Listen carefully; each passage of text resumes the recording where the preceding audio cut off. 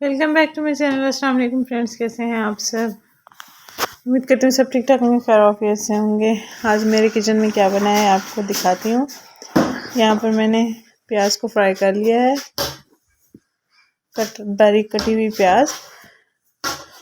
इसमें थोड़ा नमक ऐड कर लिया था ताकि प्याज अच्छी से भुन जाए। फिर इसमें चिकन ऐड किया है, फिर इसमें हस्ब ज़रूरत मसाले ऐड किए हैं। बेहतरीन मलाई बोटी हम घर में तैयार करने वाले हैं। घर में अचानक मेहमान आ जाए तो 10 मिनट में ये रेसिपी तैयार हो जाती है। इस रेसिपी को ज़रूर ट्राई कीजिएगा।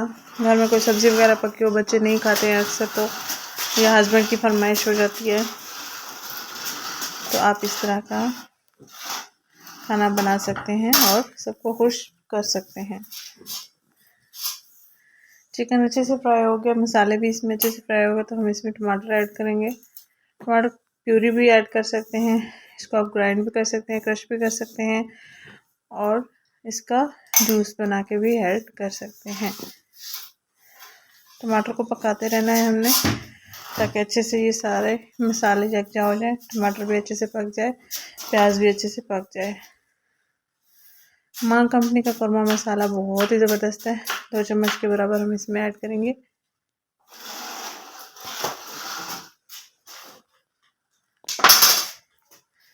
इसके बाद इसको दोबारा से भूनेंगे। यहाँ पर मैंने पानी ऐड नहीं किया, ना ही मैं इसमें दही ऐड करूँगी।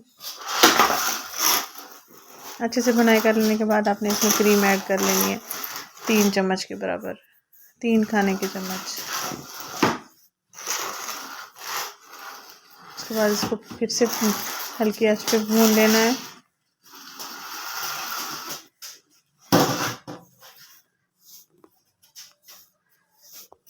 एक पाव चिकन लिया है मैंने, 2 प्लेट्स बन जाती हैं इजीली, 3 बंदे आसानी से खा सकते हैं। तो सब्ज़ धनिया, सब्ज़ मिर्च कटी हुई, अदरक आप इसमें ऐड कर सकते हैं। बहुत ही मज़ेदार सा मलाई बोटी कौरमा हमारा तैयार हो चुका है।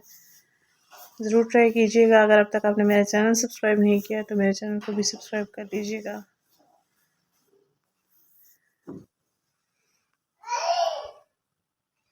वाओ, वीडियो अच्छी लगे तो प्लीज़ लाइक ज़रूर कीजिएगा।